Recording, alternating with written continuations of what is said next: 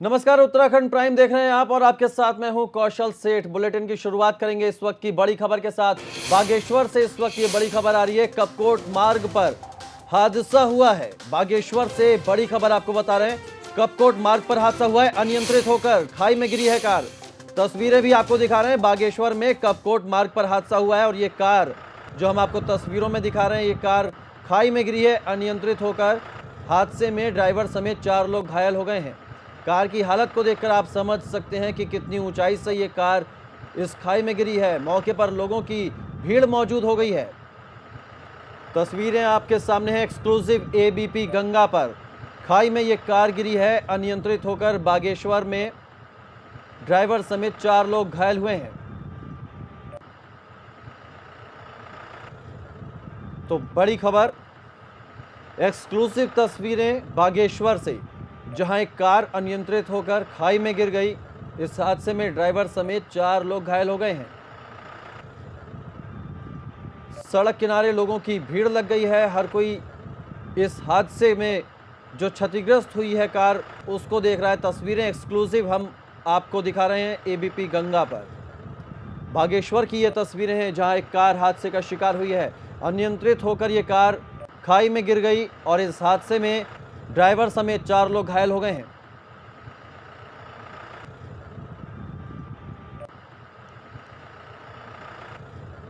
हिमांशु हमारे संवाददाता इस खबर पर ज्यादा जानकारी के साथ जुड़ गए हैं।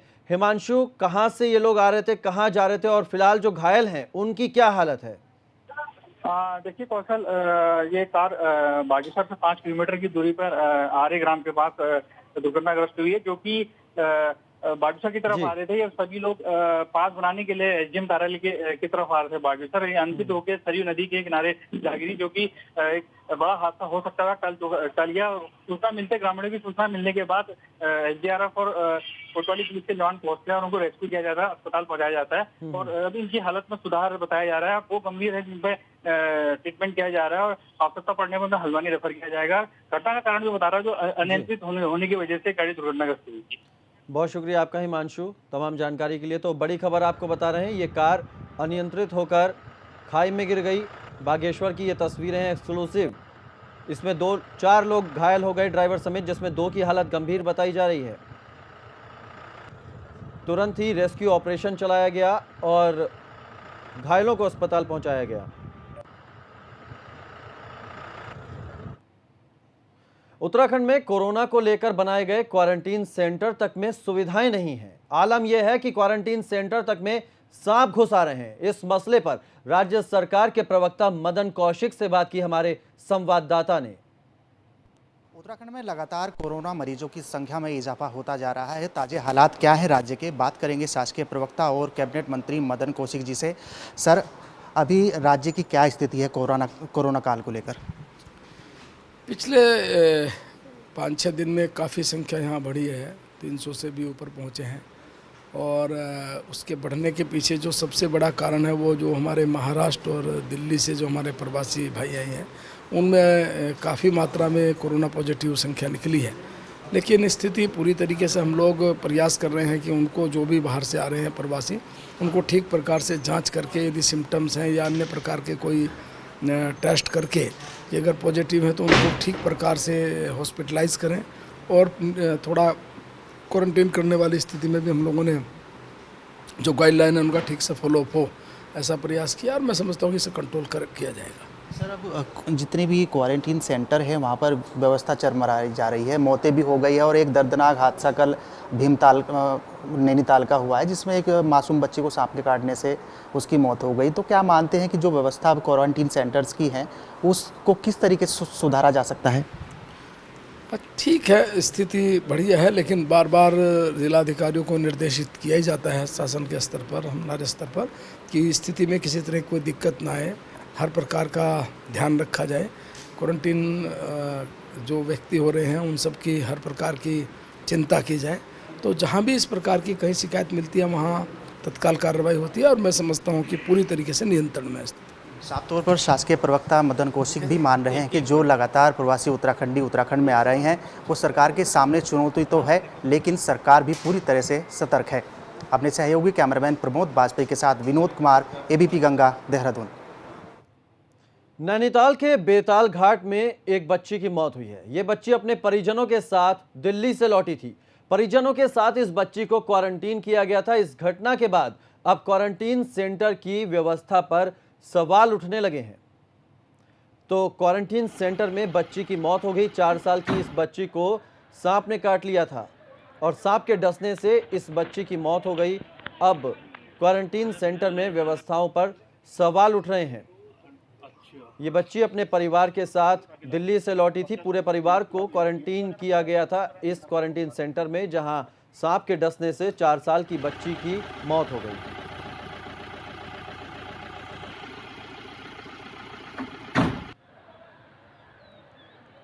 नैनीताल के बेताल घाट में ये क्वारंटीन सेंटर था।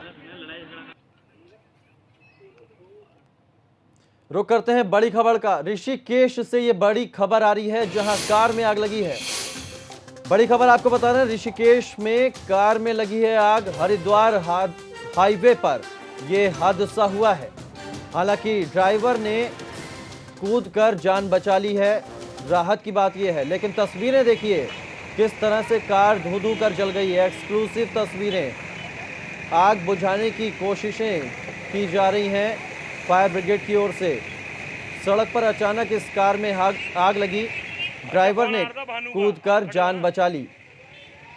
हरिद्वार हाईवे पर यह हादसा हुआ। अब कार में आग क्यों लगी ये जांच का विषय है, लेकिन तस्वीरें हम आपको दिखा रहे हैं एबीपी गंगा पर एक्सक्लूसिव। फायर ब्रिगेड ने इस जलती हुई गाड़ी की आग पर काबू पाया है। तस्वीरें आपके सामने हैं। आग बुझाई जा रही है। हरिद्वार हाईवे पर यह हादसा हुआ है। चलती हुई कार में अचानक आग लग गई। गनीमत ये रही कि कार के ड्राइवर ने कूदकर अपनी जान बचा ली।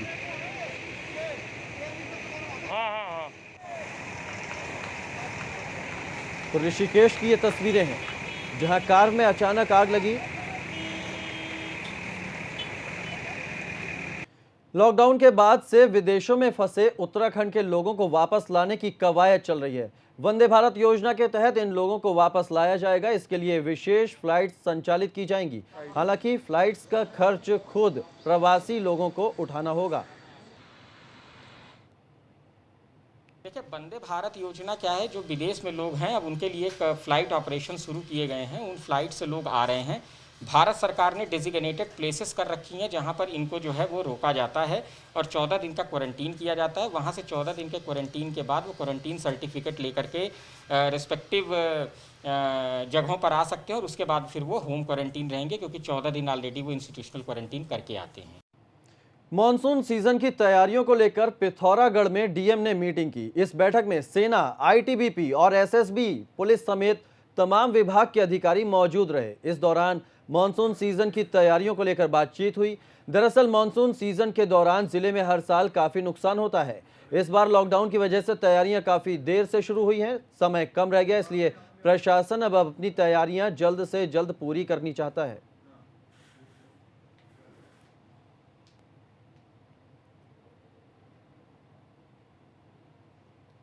एक छोटे से ब्रेक के लिए रुक रहे हैं, फौरन वापस लौटते हैं।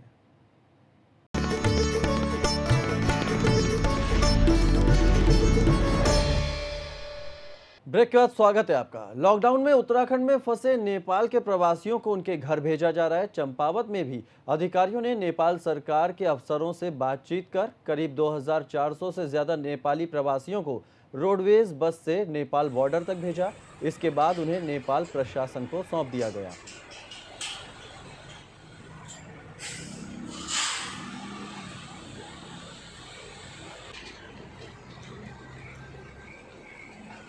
तो पिथौरागढ़ जिला भी अब ऑरेंज जोन में शामिल हो गया है। ऐसे में सभी के लिए जिले में नए कानून लागू कर दिए गए हैं। बाजार सुबह 7 बजे से शाम 4 बजे तक ही खुलेंगे।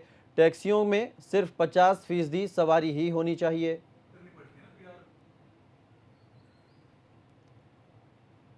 हमारे जनपद में पिथौरागढ़ में 2 पॉजिटिव केसेस का रिपोर्ट जो है 22 तारीख को हमारे यहाँ पे पाया गया है। उसके अनुसार जो है राज्य सरकार द्वारा जो है स्वास्थ्य विभाग द्वारा हमारे जनपद को ऑरेंज जोन में अभी चिन्हित किया गया है। ऑरेंज जोन में चिन्हित होने के उपरांत जो है बहुत सारे जो हमने एग्जेम्पशन दिया हुआ था, जो ग्रीन जोन में होने की वजह से हम अनुमतियाँ दे रहे थे, उस पर काफ़ी प्रतिबंध आएगा। आवश्यक वस्तुओं की दुकानों को हम लोग जो है रोस्टर के हिसाब से ओपन करने के लिए अनुरोध करेंगे। साथ साथ जो गाड़ियों में जो अनुमतियाँ हमने पूर्व में दिया था 50% मानक के हिसाब से उनको अनुपालन करना पड़ेगा। उधम सिंह नगर के किच्छा में महिला के साथ छेड़छाड़ के आरोप में सिपाही को बर्खास्त कर दिया गया है। बताया जा रहा है कि क्वारंटीन सेंटर में दिल्ली से लौटे एक दंपति को भी क्वारंटीन किया गया था। आरोप है कि बीती रात सिपाही ने नशे में धुत होकर क्वारंटीन सेंटर में पहुंचकर दंपति के साथ बदसलूकी की थी। तो देखिए, ये फुलभट्टा थाना क्षेत्र का मामला था जिसमें क्वारंटाइन सेंटर में ड्यूटी रहते कर्मचारी द्वारा किसी महिला के साथ बदतमीजी की शिकायत मिली थी, जिसपे वो महिला की तहरीर के आधार पर उसमें FIR दर्ज कर ली गई है और उसके बाद उसके खिलाफ अनुशासनात्मक कार्रवाई कर दी गई है। सिपाही के खिलाफ सिपाही को अरेस्ट करके उसको आज कोर्ट में पेश किया जा रहा है। चमोली में एक नवजात बच्चे को एक मकान की छत के ऊपर लावारिस हालत में पाया गया। लोगों के जानकारी देने के बाद पुलिस मौके पर पहुंची, जिसके बाद बच्चे को अस्पताल ले जाया गया। बच्चे की हालत फिलहाल स्थिर बताई जा रही है। पुलिस अब इस बात की छानबीन कर रही है कि आखिर इस बच्चे को छत पर लावारिस हालत में किसने छोड़ा।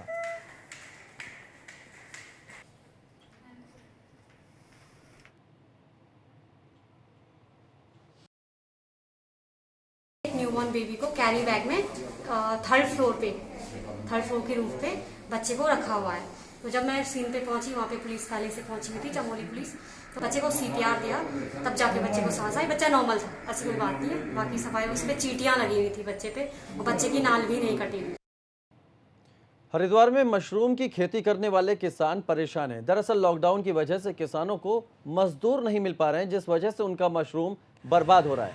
साथ ही मशरूम बाजार तक भी नहीं पहुंच रहा है, जिससे किसान उसे कूड़े में फेंकने को मजबूर हैं।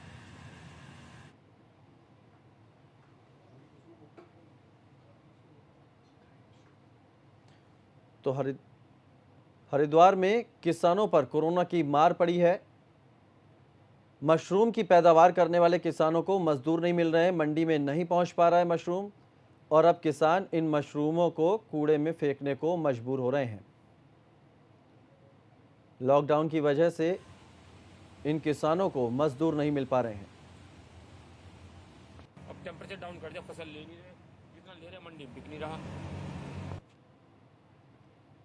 तो कंपोस्ट जो मेरा, चूंकि एक तो लेबर नहीं आई, जो मेरा कंपोस्ट तैयार हो रखा था वो टाइम लेबर ना आने की वजह से वहाँ भी नहीं गया कंपोस्ट तैयार करने के लिए। मेरा कंपोस्ट रेडी था तैयार होने के लिए, वो सब मार फेंकना पड़ा। एक कंपोस्ट तैयार करने में 20 टन तैयार होता है एक बार में, और लगभग एक लागत 2.25 लाख के लगभग पड़ती है। 13,500-14 हज़ार पर डे का मेरा प्रतिदिन नुकसान है। और पूरा महीने का भी निकालूं तो 4.25 लाख रुपए पर मंथ का होता है, 8-8.5 लाख रुपए का तो टोटल नुकसान हो गया। उत्तराखंड की कुछ और खबरें देखते हैं फटाफट अंदाज में। उत्तरकाशी में गंगोत्री नेशनल हाईवे पर तूफान में टूटकर गिरा पेड़। गंगोत्री नेशनल हाईवे पर लगा रहा घंटों तक जाम। टिहरी में तेजी से बढ़ रही है कोरोना मरीजों की संख्या। कोरोना पॉजिटिव मरीजों की हिस्ट्री खंगालने में जुटा प्रशासन। डीआईजी अरुण मोहन जोशी ने किया शहर का निरीक्षण। लॉकडाउन के दौरान लिया हालात का जायजा। सोशल डिस्टेंसिंग का पालन करने के निर्देश। रुद्रप्रयाग की नई डीएम वंदना ने संभाला चार्ज संभालते ही डीएम ने किया जिले के क्वारंटीन सेंटर का निरीक्षण। हरिद्वार के सिडकुल इलाके में युवती की हत्या। कमरे से बरामद हुई युवती की लाश। प्रेम प्रसंग में वारदात की आशंका। उत्तराखंड में चढ़ने लगा पारा। पिछले कुछ रोज के भीतर लगातार बढ़ रही है गर्मी। 28 मार्च को प्रदेश में कई जगह बारिश की संभावना।